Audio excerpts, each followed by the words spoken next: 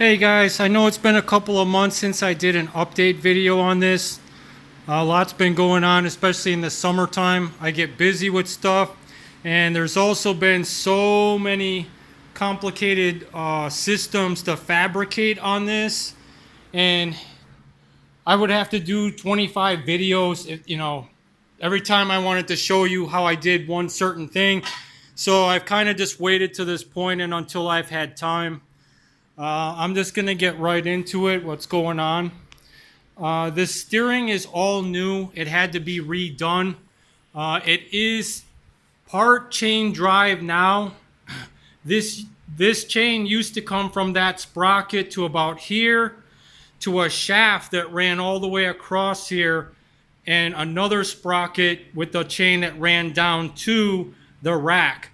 And that did not work. It had a chain tensioner that would tension that chain as the suspension went up and down.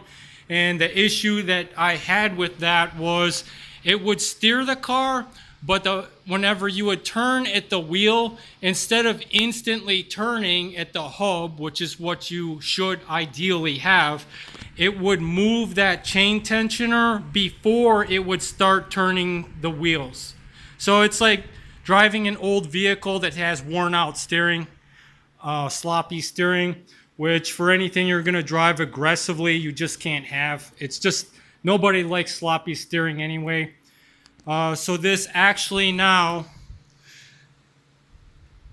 comes off of the main shaft to this shaft, which is able to move this way and tension that chain.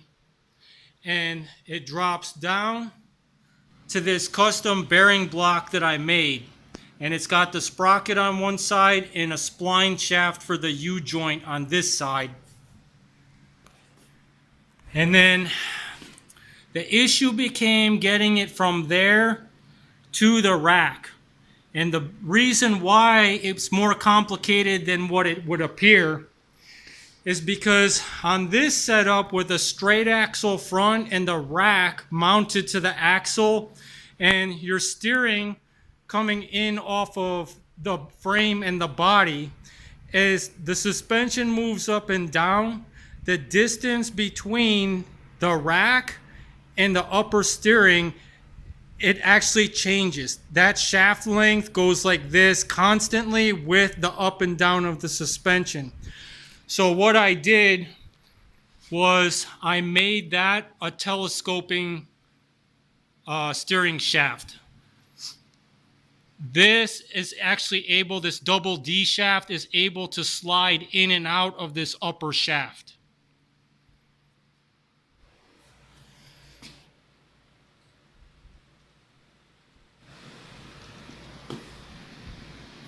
So that's the whole setup.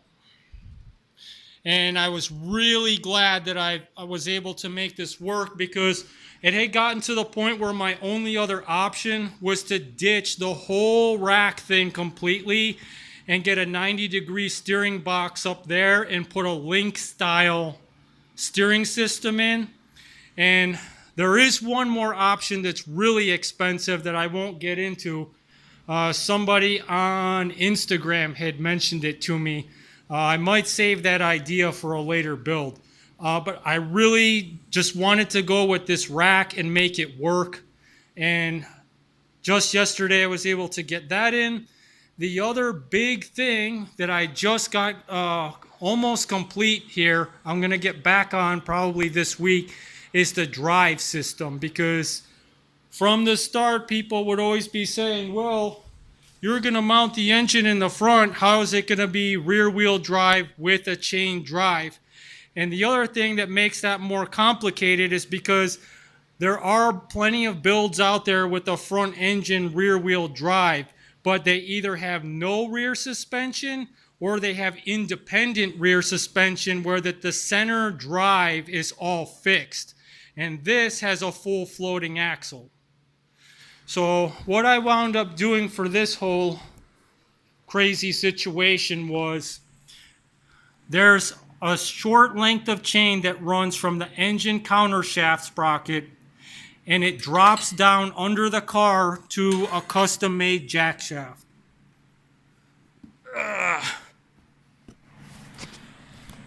Okay, so with this jack shaft, this coming down from the engine, I mounted these bearing blocks on a long length of 5/8 stud, and it's the same on that side as it is on this side.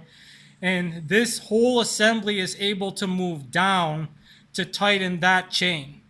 And it's got to be moved down in synchronicity so that it's on the same level plane as the engine.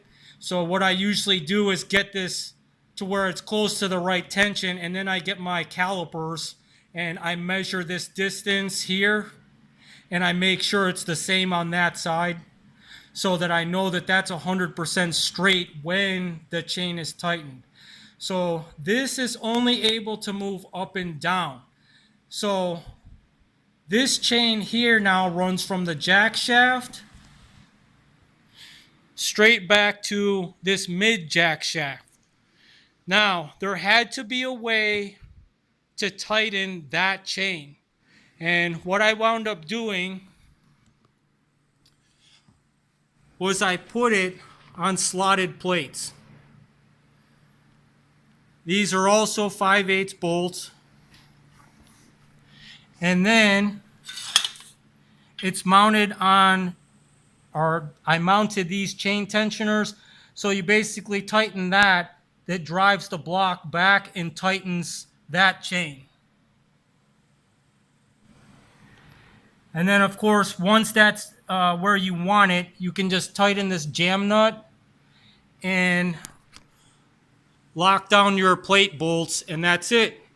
I also measure the distance on the left side and right side of this shaft to the left side and right side of that shaft to make sure both shafts are perfectly parallel with each other.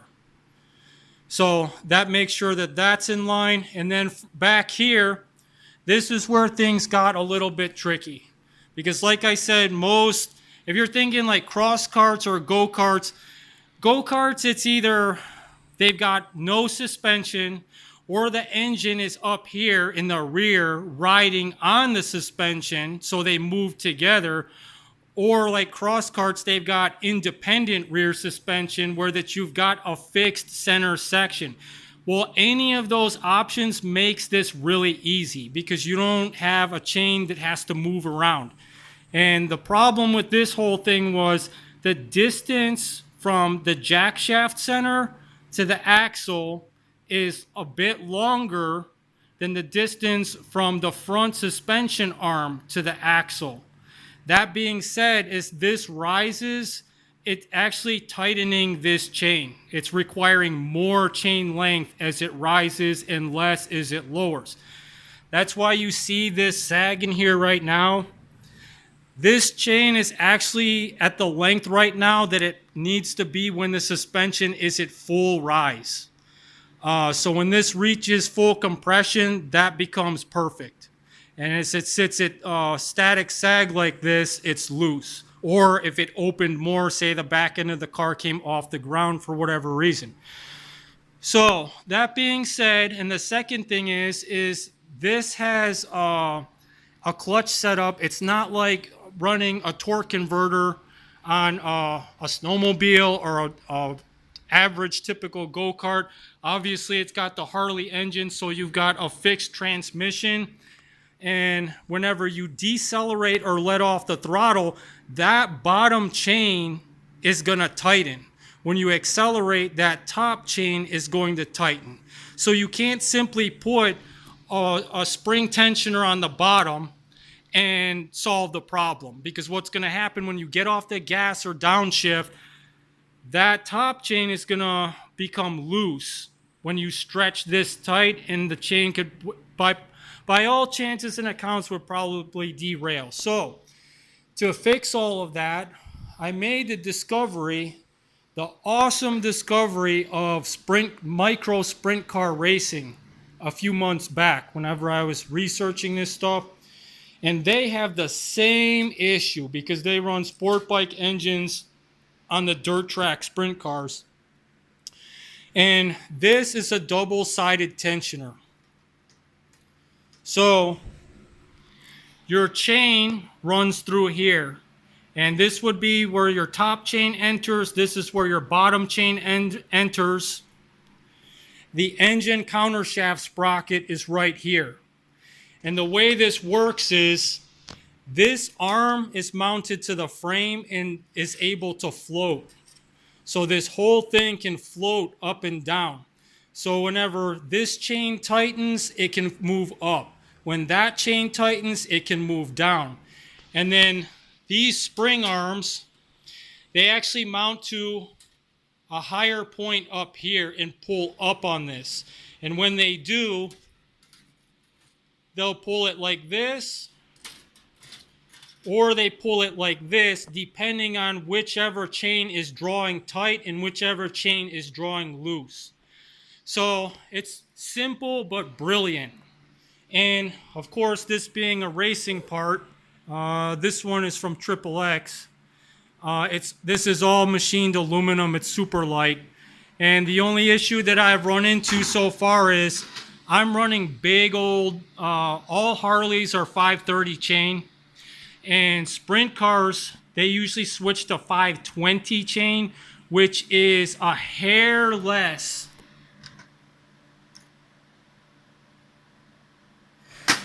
And I don't know, there's probably like a 30-second that this 530 chain is fatter than the width of the rollers. So I'm just going to get in there with a die grinder or Dremel with a sandpaper roll, and I'll probably take a few thousandths off of both sides so that the 530 fits in there snug. So as far as the drive goes, I've got to get this mounted, and then the rest is the typical. I got to put like 1/4-inch key and a few more lock collars to keep everything locked in, and the drive is ready to go. The other thing since the last post is the foot controls are now in, and it's the same as a car. Brake in the center, gas, clutch. The only thing that I don't have going is the brake was easy because it's just pushing on a master cylinder.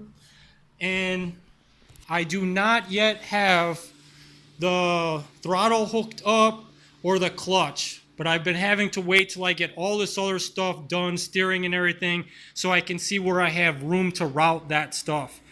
And fuel system wise,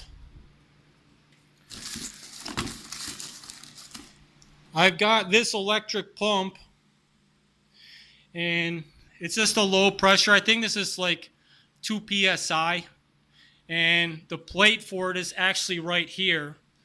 The cell is in, and I just got to get this bolted on and then run the line, which is no big thing. And again, I just haven't wanted to have any fuel sitting in the car while I'm still doing fab work. So this is a last minute thing, which is not really too big of a big deal. And the other main thing I haven't started on yet is I have everything, gas, clutch, brake. I haven't started on a shifter assembly yet. And I don't know yet, the shifter arm is right there, which you're able to pull that off. I'm probably just going to rotate it to the 12 o'clock position to get it up out of there. And then I'll just use an assortment of Heim joints and linkages to run something up here. And I'm not sure yet if I'm going to do like a butterfly setup on the steering wheel, or I might even do some kind of gnarly like hand shifter. The whole theme of this thing since the start was like an Ed Roth cartoon rendering from back in the day. And like I got this one right here. And usually they have something like a big old pitchfork, or there's one up there.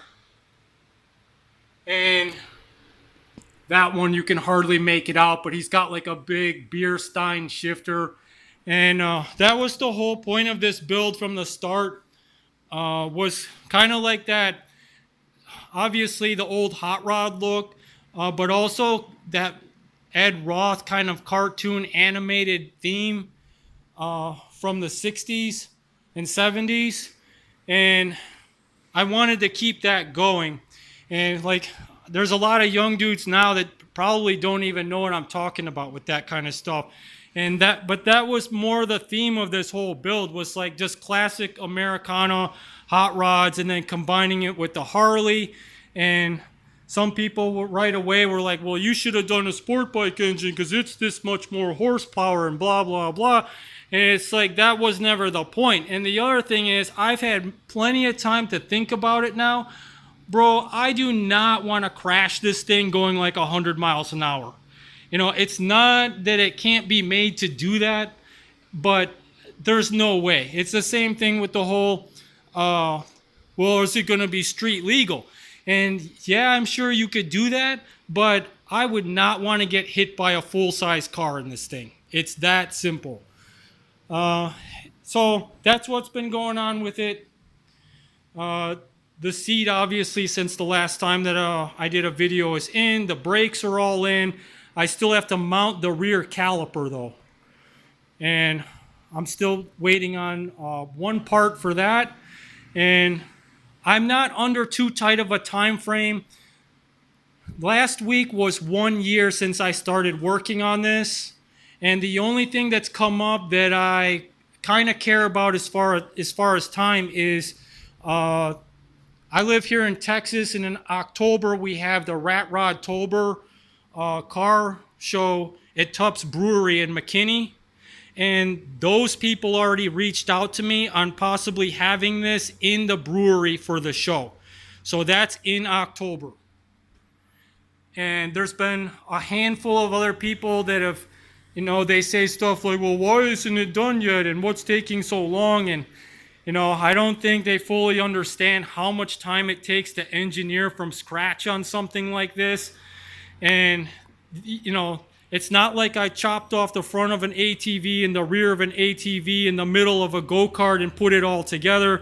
I made all of this, and it's also 100% TIG welded. I don't even own a MIG welder at this shop. And I'm not saying for other people that you need to TIG weld everything, or I'm not knocking you if you MIG or stick weld stuff, but I'm a 23-year welder fabricator, and it's my livelihood. So what's it gonna say if I make something like this that's all kinds of shoddy crap fab work, and then people see it? Who's really gonna take their stuff to me? So that's the reason why it needs to be the way it is for me. And then, the other thing too, I don't think people think about is, who else fabbed their body? No, I didn't just buy a Power Wheels plastic body and slap it on when I'm done.